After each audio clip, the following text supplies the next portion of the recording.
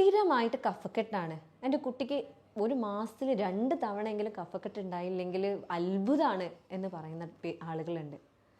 എന്തൊക്കെ ചെയ്തിട്ടും ഡോക്ടറെ കഫക്കെട്ട് മാറുന്നില്ല.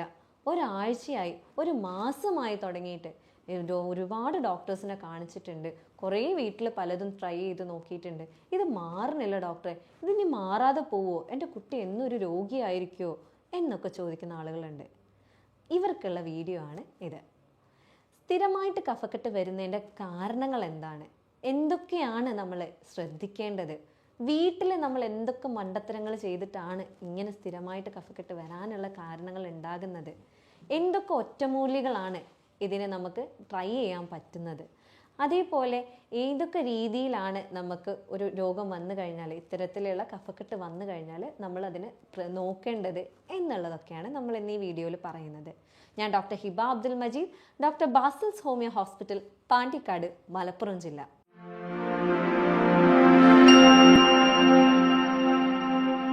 അപ്പോൾ സ്ഥിരമായിട്ട് കഫക്കെട്ടാണ്, എന്തൊക്കെ നോക്കിയിട്ട് മാറുന്നില്ല എന്ന് പറയുന്നവരോട് ആദ്യം പറയാനുള്ളത്, എന്താണ് ശരിക്കും കഫക്കെട്ടിനുള്ള കാരണങ്ങൾ എന്നുള്ളത് കണ്ടെത്തുക എന്നുള്ളതാണ് ഏറ്റവും പ്രധാനം. നമ്മൾ കാരണം കണ്ടെത്താതെ ജസ്റ്റ് ആ ഒരു വരുന്ന കഫക്കെട്ടിനെ ട്രീറ്റ് ചെയ്യുന്നുണ്ട്. ജലദോഷം വരികയാണ്, ആൾക്ക് മൂക്ക് പ്രശ്നമുണ്ട്, അല്ലെങ്കിൽ ശ്വാസമുട്ട് വരുന്നുണ്ട്, അല്പം മരുന്ന് കൊടുക്കുന്നു, മാറുന്നു, വീണ്ടും അടുത്ത മാസം വരുന്നു, വീണ്ടും മരുന്ന് കൊടുക്കുന്നു, മാറുന്നു, ചിലപ്പോൾ കുറേ കാലം നിൽക്കുന്നു, വീണ്ടും മാറുന്നു. ഇത്തരത്തിലാണെന്നുണ്ടെങ്കിൽ ഇതിനൊരു ബേസിക് ആയിട്ടുള്ളൊരു കാരണം ഉണ്ടാവും. ഇപ്പം പറയാറുണ്ട് ചില ആളുകൾക്ക് പാരമ്പര്യമായിട്ട് കിട്ടാറുണ്ട്, എങ്കിൽ പോലും അതിൽ ബേസിക്കായിട്ട് അതിനെ കോൺസ്റ്റിറ്റ്യൂട്ട് ചെയ്യുന്ന ഫാക്ടേഴ്സ് ഉണ്ട്. അതിലൊന്നെന്ന് പറയുകയാണെങ്കിൽ, പരമപ്രധാനം എന്ന് പറയുകയാണെന്നുണ്ടെങ്കിൽ ആ കുട്ടി അല്ലെങ്കിൽ ആ ഒരു വ്യക്തിയുടെ ഡയറ്റാണ്. നിങ്ങൾ കഴിക്കുന്ന ഭക്ഷണം എത്രത്തോളം ആരോഗ്യപരമാണ് എന്നുള്ളതാണ് അതിൽ മെയിനായിട്ട് പറയാനുള്ളത്. ഒരുപക്ഷെ ഞാൻ നന്നായിട്ട് ഭക്ഷണം കഴിക്കാറുണ്ട്, ഞാൻ ചോറ് കഴിക്കാറുണ്ട്, ഞാൻ കറി കഴിക്കാറുണ്ട്, ഉപ്പേരി കഴിക്കാറുണ്ട്, ഞാൻ എല്ലാ ഭക്ഷണവും കഴിക്കാറുണ്ട്, ഞാൻ നല്ല ഹെൽത്തി ആയിട്ട് തന്നെയാണ് ഫുഡ് കഴിക്കുന്നത് എന്ന് പറയുന്ന പലരുമുണ്ട്. പക്ഷെ അവരുടെ ഡയറ്റിന് എടുക്കുകയാണെന്നുണ്ടെങ്കിൽ അതിലൊരു വലിയ ശതമാനം ചോറും അതിൽ വളരെ കുറച്ച് ഉപ്പേരിയും വളരെ കുറച്ച് കറിയും ഒരു വലിയ കഷ്ണം മീനോ അല്ലെങ്കിൽ ഇറച്ചിയോ അങ്ങനെ എന്തെങ്കിലും ആയിരിക്കും ഉണ്ടാവുക. അപ്പോൾ ഇതിൽ ആദ്യമായിട്ട് പറയാനുള്ളത്, നമ്മൾ ഫ്രൂട്ട്സ് ആൻഡ് വെജിറ്റബിൾസ് എന്ന് പറയുന്നത് നമ്മൾ സ്കൂളിൽ തന്നെ നമ്മൾ കുട്ടികളെ ബുക്ക് നോക്കുകയാണെങ്കിൽ മനസ്സിലാവും, പ്രൊട്ടക്റ്റീവ് ഫുഡ് എന്നാണ് പറയുക. അതായത് നമ്മളുടെ ശരീരത്തിൻ്റെ രോഗപ്രതിരോധ നില കൂട്ടുന്ന ഭക്ഷണങ്ങളാണ്. നമ്മുടെ ശരീരത്തിന് എപ്പോഴും മറ്റുള്ള പുറത്തു നിന്നുള്ള ഹാനികരമായിട്ടുള്ള വസ്തുക്കളിൽ നിന്ന് പ്രതിരോധം തരുന്ന ഭക്ഷണങ്ങളാണ് ശരിക്കും ഫ്രൂട്ട്സ് ആൻഡ് വെജിറ്റബിൾസ് എന്ന് പറയുന്നത്. ഇത് വളരെ കുറവായിരിക്കും അവരുടെ ഡയറ്റിൽ ഉണ്ടാവുക. ഇപ്പോൾ ചില കുട്ടികൾ പറയാറുണ്ട്, അവരുടെ ഉമ്മമാർ വന്ന് പറയാറുണ്ട്, ഡോക്ടറെ എന്തൊക്കെ ചെയ്താലും ഈ കുട്ടി പച്ചക്കറി കഴിക്കില്ല, എങ്ങനെയൊക്കെ നോക്കിയാലും പച്ചക്കറി കഴിക്കില്ല, അവസാനം പിന്നെ കഴിക്കുന്ന എന്താണെന്ന് വെച്ചാൽ കൊടുക്കുക എന്നല്ലാതെ ഞാൻ പിന്നെ നിർബന്ധിക്കാൻ പോവാറില്ല എന്ന് പറയാറുണ്ട്. പക്ഷേ അങ്ങനത്തെ കേസസിൽ കുറച്ചു കാലം ഓക്കെ, പക്ഷേ ഒരു ലോങ് റണ്ണിൽ ഇവർക്ക് ഇത്തരത്തിലുള്ള രോഗപ്രതിരോധ പ്രശ്നങ്ങൾ ഉണ്ടാകാൻ ചാൻസസ് ഉണ്ട്. പല രീതിയിലുള്ള വൈകല്യങ്ങൾ വരാനുള്ള സാധ്യതകളുണ്ട്. നമ്മളുടെ ശരീരത്തിൽ എത്തേണ്ട കുറേ മിനറൽസ് ഉണ്ട്, വിറ്റാമിൻസ് ഉണ്ട്. ഇതൊക്കെ ശരിക്കും ഈ ഒരു ഭക്ഷണത്തിൽ നിന്ന് മാത്രം കിട്ടുന്ന സാധനങ്ങളാണ്. ഇത് കഴിക്കാണ്ടിരുന്നു കഴിഞ്ഞാൽ നമ്മളുടെ ഹോർമോണൽ ബാലൻസ് വരെ പ്രശ്നം വരുന്ന അവസ്ഥകൾ വരാറുണ്ട്. അപ്പോൾ നിർബന്ധമായിട്ട് നിങ്ങളുടെ ഡയറ്റിൽ നിങ്ങൾ നല്ല രീതിയിൽ പച്ചക്കറികൾ ഇൻക്ലൂഡ് ചെയ്യുന്നുണ്ട്, പച്ചക്കറിയും ഫ്രൂട്ട്സ് ഇൻക്ലൂഡ് ചെയ്യുന്നുണ്ട് എന്നുള്ളത് ഉറപ്പുവരുത്തുക. അതേപോലെ മറ്റൊന്നാണ് ഇറച്ചി, മീൻ, മുട്ട. ഇതൊക്കെ വളരെ ഇമ്പോർട്ടൻ്റ് ആണ്. പക്ഷേ ഇതൊക്കെ ആ ഒരു പാകത്തിന് കഴിക്കുന്നുണ്ട് എന്നുള്ളത് ഉറപ്പുവരുത്തുക. അത് പ്രത്യേകമായിട്ട് പറയാനുള്ളത്, എല്ലാം പൊരിച്ച് കരിച്ച് കഴിക്കുക എന്നുള്ളത് ആ ഒരു രീതിയിൽ നിന്ന് മാറി അതിനെ ഒന്നെങ്കിൽ വേവിക്കുക അല്ലെങ്കിൽ കറിയാക്കിയിട്ട് കഴിക്കുക. വല്ലാണ്ട് ആ ഒരു എണ്ണയിലിട്ട് അതിനെ പൊരിക്കുമ്പോൾ അതിൻ്റെ ഒരു കാലറി ഡിഫറൻസസും അതേപോലെ അതിൽ നിന്ന് നമുക്ക് കിട്ടുന്ന ഗുണങ്ങളും വളരെ കുറവായിരിക്കും. അപ്പോൾ ഇതാണ് മെയിനായിട്ട് നമ്മളുടെ അടുത്ത് വരുന്ന പേഷ്യൻസിൻ്റെ അടുത്ത് കാണുന്ന ഒരു ഫോൾട്ട് എന്ന് പറയുന്നത്, അവരുടെ ഭക്ഷണ രീതിയാണ്. 2 എന്ന് പറയുകയാണെന്നുണ്ടെങ്കിൽ ഒരുപക്ഷെ അവർക്ക് പാരമ്പര്യമായിട്ട് തന്നെ ഒരു പ്രതിരോധ പ്രശ്നങ്ങൾ ഉണ്ടാവാറുണ്ട്, അല്ലെങ്കിൽ അവർക്ക് പാരമ്പര്യമായിട്ട് കിട്ടിയ സ്വത്താണ് ഡോക്ടറെ, അലർജിയാണ് എന്ന് പറയുന്ന ആളുകളുണ്ട്. അപ്പോൾ ഇത്തരത്തിലുള്ള പ്രശ്നങ്ങളാണ് മെയിനായിട്ട് വരാറുള്ളത്. അതേപോലെ അവർക്ക് ഒരുപാട് കാലമായിട്ട് അവർ നിൽക്കുന്നത് ഒരു ഹെൽത്തി ആയിട്ടുള്ള എൻവയറമെൻ്റ് അല്ല, അല്ലെങ്കിൽ അവരുടെ വീടിൻ്റെ ചുറ്റോറും ഒരുപാട് അണുക്കളുള്ള ഒരു ഏരിയയാണ്. അത്തരത്തിലുള്ള സാഹചര്യത്തിലൊക്കെ ഇവർക്ക് ഇത്തരത്തിലുള്ള ബുദ്ധിമുട്ട് ഉണ്ടാവാനുള്ള ചാൻസസ് കൂടുതലാണ്. മറ്റൊരു കാരണം എന്ന് പറയുന്നത് വിറ്റാമിൻ ഡി ആണ്.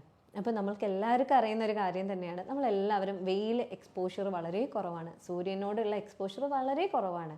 ഒന്നെങ്കിൽ കറുക്കുക എന്നുള്ള ബ്യൂട്ടി ടിപ്സിൻ്റെ ഒരു ഭാഗമായിട്ട് നമ്മൾ മാക്സിമം വെയിൽ കൊള്ളാതിരിക്കും. നീരിറക്കമാണ്, എനിക്ക് കഴിയില്ല വെയിൽ കൊണ്ടാൽ ഭയങ്കര പെട്ടെന്ന് തലവേദന വരും, നീരിറക്കം വരും എന്ന് പറയുന്ന ആളുകളുണ്ട്. പക്ഷേ ഇതിൻ്റെ മുന്നേ പറയാനുള്ളത്, ഇതിൻ്റെ ഒക്കെ ബേസ് ആയിട്ടുള്ള കാരണം എന്ന് പറയുന്നത് തന്നെ വിറ്റാമിൻ ഡിൻ്റെ കുറവാണ്. അത് വെയിലിൽ നിന്ന് തന്നെ കിട്ടുകയുള്ളൂ. പ്രത്യേകമായിട്ട് പറയുകയാണെന്നുണ്ടെങ്കിൽ 11 മണി മുതൽ 3 മണിക്കിടയിലുള്ള ആ ഒരു വെയിൽ, അത് മിനിമം ഒരു അരമണിക്കൂറെങ്കിലും നിങ്ങൾ കൊള്ളുന്നുണ്ട് എന്നുള്ളത് നിർബന്ധമായിട്ടും ശ്രദ്ധിക്കേണ്ടതാണ്. കാരണം പഠനങ്ങൾ ഒരുപാട് പറയുന്നുണ്ട്, ഇങ്ങനെ വിറ്റാമിൻ ഡി കുറയുന്ന ആളുകളിൽ ഇമ്മ്യൂണിറ്റി കുറയുന്നുണ്ട്, അതേപോലെ അവർക്ക് കൂടെ കൂടെ പല രീതിയിലുള്ള രോഗങ്ങൾ വരുന്നുണ്ട് എന്നുള്ളത്. മറ്റൊരു കാരണം എന്ന് പറയുന്നത് അവർക്ക് ഉറക്കമില്ലായ്മയാണ്. അതേപോലെ ഭയങ്കരമായിട്ട് ഡീഹൈഡ്രേറ്റഡ് ആയിട്ടുള്ള ശരീരത്തിലും ഇത്തരത്തിലുള്ള ബുദ്ധിമുട്ടുകൾ വരാറുണ്ട്. പ്രത്യേകമായിട്ട് വെള്ളം തീരെ കുടിക്കാത്ത ആളുകൾ, അല്ലെങ്കിൽ നന്നായിട്ട് വെയിലിനോട് എക്സ്പോഷർ ഉള്ള ആളുകൾ, അവർക്ക് വെള്ളം കറക്റ്റായിട്ട് അവരുടെ ശരീരത്തിൽ എത്തുന്നില്ല എന്ന സാഹചര്യമാണെന്നുണ്ടെങ്കിൽ ഇത്തരത്തിലുള്ള ബുദ്ധിമുട്ടുകൾ വരാനുള്ള ചാൻസസ് വളരെ കൂടുതലാണ്. അപ്പോൾ നമ്മൾ എന്താണ് ശരിക്കും നമ്മൾ വീട്ടിൽ ഇതിനു വേണ്ടി ചെയ്യേണ്ടത് എന്ന് നോക്കുകയാണെന്നുണ്ടെങ്കിൽ ആദ്യം തന്നെ പറയാനുള്ളത്, നമ്മൾ എപ്പോഴും നമ്മളെ കംഫർട്ട് എങ്ങനെയാണ്, നമ്മളുടെ ബെഡ്റൂം എപ്പോഴും ഒരു ബാത്റൂം അറ്റാച്ച്ഡ് ആകുമ്പോഴാണ്. പക്ഷേ ഇത് ആക്ച്വലി ഭയങ്കരമായിട്ടുള്ളൊരു അബദ്ധമാണ്. നമ്മൾ എങ്ങനെയാണെങ്കിലും നമ്മൾ എത്രയൊക്കെ ശ്രദ്ധിച്ചു കഴിഞ്ഞാലും ആ ബാത്റൂമിലുള്ള അണുബാധകൾ നമ്മളുടെ റൂമിലേക്ക് കയറാനുള്ള ചാൻസസ് വളരെ കൂടുതലാണ്. കാരണം ആ ഒരു എക്സ്പോഷർ, എയർ എക്സ്പോഷർ ഉണ്ട് അവിടെ. അതേപോലെ നമ്മൾ ആ ഒരു റൂമിൽ നിന്ന്, ബാത്റൂമിൽ നിന്ന് ഇറങ്ങി വന്ന് നേരെ ബെഡിൽ കയറുമ്പോഴുള്ള എക്സ്പോഷേഴ്സ് വേറെയുണ്ട്. ഒരുപാട് രീതിയിലുള്ള ജേംസിലേക്ക് നമ്മൾ ബെഡ്റൂമിലേക്ക് വരികയാണ്. ഈ ഒരു സ്ഥലത്താണ് നമ്മൾ രാത്രി ഫുള്ള്, അതായത് നമ്മൾ വേറൊരു സ്ഥലത്ത് കണ്ടിന്യൂസ് ആയിട്ട് ഒരേ പൊസിഷനിൽ നിൽക്കുന്നത് വളരെ കുറവാണ്. പക്ഷെ നമ്മളുടെ ബെഡ്റൂമിൽ നമ്മൾ രാത്രി മുതൽ രാവിലെ വരെ ഉറങ്ങുക എന്ന് പറയുന്നത് ഏകദേശം 8 മണിക്കൂർ കോൺസ്റ്റൻ്റ് ആയിട്ട് ആ ഒരു പൊസിഷനിൽ മാത്രം നമ്മൾ ഇരിക്കുകയാണ് അല്ലെങ്കിൽ നിൽക്കുകയാണ്. ആ ഒരു എയറിനോട് മാത്രമേ നമ്മൾ കോണ്ടാക്റ്റിൽ വരുന്നുള്ളൂ. ഒബ്വിയസ്ലി നമ്മൾ ഓഫീസിൽ വർക്കിലൊക്കെ വരുന്ന സമയത്ത് നമ്മളുണ്ട്, പക്ഷെ എങ്കിൽ പോലും ആ ഒരു പെർട്ടിക്കുലർ പ്ലേസിലുള്ള എയർ, അത്രയും ക്ലോസ്ഡ് ആയിട്ട് ഇരിക്കുന്ന റൂമിൽ ആ ഒരു എയർ കിട്ടുന്നത് നമ്മളുടെ ബെഡ്റൂമിൽ മാത്രമാണ്. അപ്പോൾ സ്വാഭാവികമായിട്ടും അത്തരത്തിലുള്ള ആളുകൾക്ക്, പ്രത്യേകിച്ച് ഇങ്ങനെ കൂടെ കൂടെ കഫക്കെട്ടുള്ള ആളുകൾ ഒരു ഹിസ്റ്ററി എടുത്ത് നോക്കുകയാണെന്നുണ്ടെങ്കിൽ, ഇങ്ങനെ ഒരു ബാത്റൂം അറ്റാച്ച്ഡ് ആയിട്ടുള്ള റൂമിൽ കിടക്കുന്ന ആളുകൾക്ക് പൊതുവെ അത് കൂടെ കൂടെ വരാനുള്ള ചാൻസസ് ഉണ്ട്. അതേപോലെ അവർ ആ റൂമിൽ നിന്ന് മാറുകയാണെന്നുണ്ടെങ്കിൽ ഒരു പരിധി വരെ, അല്ലെങ്കിൽ ഒരു ശതമാനം വരെ അവർക്ക് ആ ഒരു എക്സ്പോഷറിൽ നിന്ന് മാറ്റം വരുമ്പോൾ ഇത്തരത്തിൽ പെട്ടെന്ന് ഉണ്ടാകുന്ന ഈ ഒരു ജലദോഷം അല്ലെങ്കിൽ കഫക്കെട്ട് ഉണ്ടാകാനുള്ള ചാൻസസ് കുറയുന്നുണ്ട്. മറ്റൊന്നെന്ന് പറയുകയാണെങ്കിൽ, നമ്മുടെ വീട്ടുകളിൽ പറയുകയാണെന്നുണ്ടെങ്കിൽ നമ്മൾ അടുക്കളയിൽ കാണിക്കുന്ന ആനമണ്ടത്തരങ്ങളാണ്. അതിൽ പ്രധാനപ്പെട്ടതെന്ന് പറയുന്നത് നമ്മളുടെ കിച്ചൺ ക്ലീൻ ആക്കി വെക്കുന്നതിൻ്റെ ഭാഗമായിട്ടുള്ളതാണ്. പലപ്പോഴായിട്ട് നമ്മളുടെ സിങ്കുകളിൽ പല മോൾഡ് ഉണ്ടാകും, അതായത് പല രീതിയിലുള്ള പൂപ്പൽ ഉണ്ടാകാനുള്ള ചാൻസ് ഉണ്ട്. പാത്രങ്ങളിൽ പൂപ്പൽ ഉണ്ടാകാനുള്ള ചാൻസ് ഉണ്ട്. ഇത് കറക്റ്റായിട്ട് കഴുകാതെ നമ്മൾ യൂസ് ചെയ്യുകയാണെന്നുണ്ടെങ്കിൽ സ്വാഭാവികമായിട്ടും നമ്മളുടെ പ്രതിരോധ ശേഷിനെ അവിടെ അത് ബാധിക്കാനുള്ള ചാൻസസ് കൂടുതലാണ്. മറ്റൊന്നെന്ന് പറയുകയാണെന്നുണ്ടെങ്കിൽ, നമ്മൾ എല്ലാത്തിനും ഒരേ കട്ടിംഗ് ബോർഡ് യൂസ് ചെയ്യുന്ന ആളുകളാണെന്നുണ്ടെങ്കിൽ അത് ഭയങ്കരമായിട്ടുള്ളൊരു അബദ്ധമാണ്. കാരണം എന്താണെന്ന് വെച്ചാൽ, നമ്മൾ ശരിക്കും വെജിറ്റബിൾസ് കട്ട് ചെയ്യാൻ വേണ്ടിയിട്ട് പ്ലാസ്റ്റിക്കിൻ്റെ കട്ടിംഗ് ബോർഡും, അതേപോലെ ഇറച്ചി, മീൻ അത്തരത്തിലുള്ള സാധനം കട്ട് ചെയ്യാൻ, മീറ്റ് കട്ട് ചെയ്യാൻ വേണ്ടിയിട്ട് എപ്പോഴും നല്ലത് മരത്തിൻ്റെ കട്ടിംഗ് ബോർഡ് യൂസ് ചെയ്യുന്നതാണ്. പ്ലാസ്റ്റിക് കട്ടിംഗ് ബോർഡിൻ്റെ മേലെ നമ്മൾ കട്ട് ചെയ്യുന്ന സമയത്ത് എന്താ സംഭവിക്കുന്നതെന്ന് വെച്ചാൽ, ഈ ഒരു മീറ്റ്, അതായത് ഈ ഒരു ഇറച്ചിയാണെങ്കിലും മീനാണെങ്കിലും അതിൽ നല്ല വര വീഴുന്നുണ്ട് ശരിക്കും ഈ ഒരു പ്ലാസ്റ്റിക്കിൻ്റെ കട്ടിംഗ് ബോർഡിൽ. ഇതിൻ്റെ അകത്തുള്ള എന്തായാലും ഒരു എമൗണ്ട് ആ ഒരു വരയിൽ നിൽക്കുന്നുണ്ട്. സ്വാഭാവികമായിട്ടും ഇത് നമ്മൾ എങ്ങനെയൊക്കെ കഴുകാൻ ശ്രമിച്ചു കഴിഞ്ഞാലും, എങ്ങനെയൊക്കെ നമ്മൾ ബേക്കിംഗ് സോഡയും അതേപോലെ വിനാഗറൊക്കെ ഒഴിച്ചു കഴിഞ്ഞാലും ഇത് ക്ലീൻ ചെയ്ത് കിട്ടാൻ കുറച്ച് പണിയാണ്. നേരെ മറിച്ച് അതൊരു മരത്തിൻ്റെ കട്ടിംഗ് ബോർഡ് മേലാണെന്നുണ്ടെങ്കിൽ ഒന്നും കൂടി ആ ഒരു സർഫേസിനെ ക്ലീൻ ചെയ്തെടുക്കാൻ അത് നന്നായിട്ട് ഹെൽപ്പ് ചെയ്യുന്നതായിരിക്കും. അപ്പോൾ സ്വാഭാവികമായിട്ടും ഈ ഒരു രണ്ട് രീതിയിൽ ഇത് ശരിക്കും വെജിറ്റബിൾസിനും ഫ്രൂട്ട്സിനും കട്ട് ചെയ്യാൻ വേറെ തന്നെ ഒരു കട്ടിംഗ് ബോർഡ് വെക്കുക. അതേപോലെ ഈ ഒരു ഇറച്ചിനെ കട്ട് ചെയ്യാൻ അല്ലെങ്കിൽ ഈ ഒരു മീറ്റിനെ കട്ട് ചെയ്യാൻ വേണ്ടിയിട്ട് പ്രത്യേകമായിട്ട് വേറൊരു കട്ടിംഗ് ബോർഡ് വെക്കുന്നുണ്ട് എന്നുള്ളത് നിങ്ങൾ നിർബന്ധമായിട്ട് ഉറപ്പ് വരുത്തേണ്ടതാണ്. അതേപോലെ തുരുമ്പ് പിടിക്കാത്ത കത്തികൾ ഉപയോഗിക്കുന്നുണ്ട്. പരമാവധി നിങ്ങൾ സ്റ്റെയിൻലെസ് സ്റ്റീലിൻ്റെ കത്തി ഉപയോഗിക്കുന്നുണ്ട് എന്നുള്ളതാണ് ഏറ്റവും നല്ലത്. മറ്റേ ഇരുമ്പ് കത്തി യൂസ് ചെയ്യുകയാണെന്നുണ്ടെങ്കിൽ അതിൽ തുരുമ്പില്ല എന്നുള്ളത് ഉറപ്പ് വരുത്തുക. അതേപോലെ മറ്റൊന്ന് പറയാനുള്ളത്, നമ്മൾ ഭക്ഷണങ്ങൾ ഫ്രിഡ്ജിലെടുത്ത് കയറ്റി വെക്കുന്ന കാര്യമാണ്.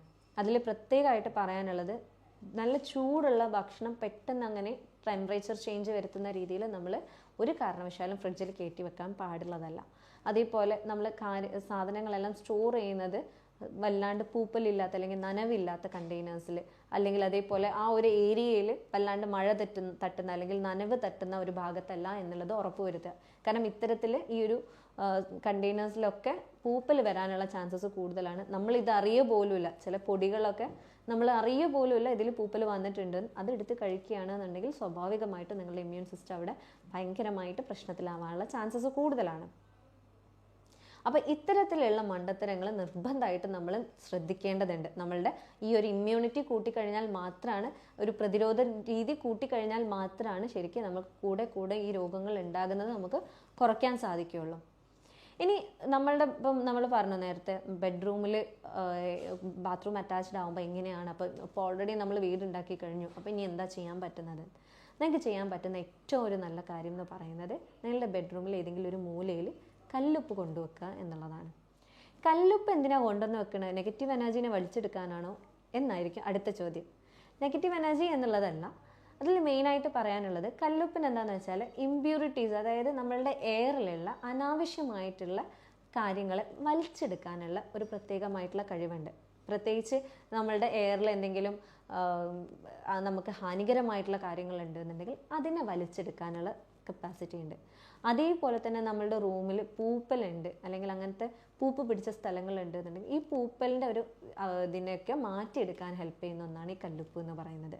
അപ്പോൾ സ്വാഭാവികമായിട്ടും നിങ്ങൾ കിടന്നുറങ്ങുന്നത് ഒരു പ്യൂരിഫൈഡ് എയർ ഉള്ള ഒരു ഭാഗം, അതായത് നല്ല വൃത്തിയുള്ള എയർ സർക്കുലേഷനുള്ള ഒരു റൂമിലാണ് നിങ്ങൾ കല്ലുപ്പ് കൊണ്ടുവന്ന് ഈ ഒരു കല്ലുപ്പ് വെക്കുമ്പോൾ ഉണ്ടാകുന്നത്.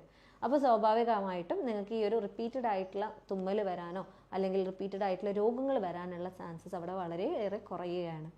അപ്പോൾ ഇത്തരത്തിലൊക്കെ നിങ്ങൾ ശ്രദ്ധിക്കുന്നുണ്ട്, എന്നിട്ട് പോലും നിങ്ങൾക്ക് മാറ്റം വരുന്നില്ല എന്നൊരു സാഹചര്യമാണ് എന്നുണ്ടെങ്കിൽ നിർബന്ധമായിട്ട് നിങ്ങളൊരു ഡോക്ടറെ കണ്ട് മരുന്നെടുക്കേണ്ടതാണ്.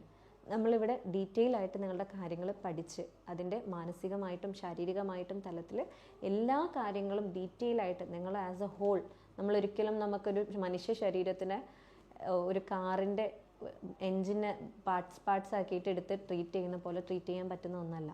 തീർച്ചയായിട്ടും നിങ്ങൾ ഒരാളാണ്, നിങ്ങളുടെ മാനസികവും ശാരീരികമായിട്ടുള്ള ആരോഗ്യം അങ്ങോട്ടേക്കും ഇങ്ങോട്ടേക്കും കണക്റ്റഡ് ആണ്. ശാരീരികമായിട്ട് ഏതൊരു അവസ്ഥേനും കണക്റ്റഡ് ആണ്. അപ്പോൾ ഇതെല്ലാം ഡീറ്റെയിൽ ആയിട്ട് എടുത്ത് ഇതിനെ ഒരു യൂറോപ്യൻ നിർമ്മിത സോഫ്റ്റ്വെയറിൻ്റെ സഹായത്തോടു കൂടി രോഗനിർണയവും മരുന്ന് നിർണയവും എല്ലാം നടത്തി ജർമ്മൻ പൊട്ടൻസി മരുന്നുകളാണ് നമ്മളിവിടെ കൊടുക്കുന്നത്. അപ്പോൾ സ്വാഭാവികമായിട്ടും ഈ ഒരു സാഹചര്യത്തിൽ ഇങ്ങനെ നമ്മൾ ഡീറ്റെയിൽ ആയിട്ട് കേസ് എടുത്ത് കോൺസ്റ്റിറ്റ്യൂഷണലായിട്ട് ട്രീറ്റ്മെൻറ്റ് ചെയ്യുന്നതുകൊണ്ട് തന്നെ നല്ല രീതിയിലുള്ള മാറ്റങ്ങൾ നമുക്ക് രോഗികൾക്ക് കൊടുക്കാൻ സാധിച്ചിട്ടുണ്ട്. ഒരുപാട് പേര് ഡോക്ടർ എന്നെക്കൊണ്ട് കഴിയില്ല, ഇതെൻ്റെ അവസാനമാണ് എന്ന് പറഞ്ഞ ആളുകളുണ്ട്. എനിക്ക് കഴിയുന്നില്ല, എനിക്ക് അത്രയും ബുദ്ധിമുട്ടാണ് ഈ ഒരു കാരണം കൊണ്ട് എന്ന് പറഞ്ഞു വരുന്ന ആളുകളുണ്ട്. അവർക്കൊക്കെ നല്ല രീതിയിലുള്ള മാറ്റങ്ങൾ ഉണ്ടാക്കാൻ സാധിച്ചിട്ടുണ്ട്. അപ്പോൾ കൂടുതൽ ഡീറ്റെയിൽസ് അറിയണം എന്ന് ആഗ്രഹിക്കുന്നവർക്ക് എന്നെ കോൺടാക്ട് ചെയ്യാവുന്നതാണ്.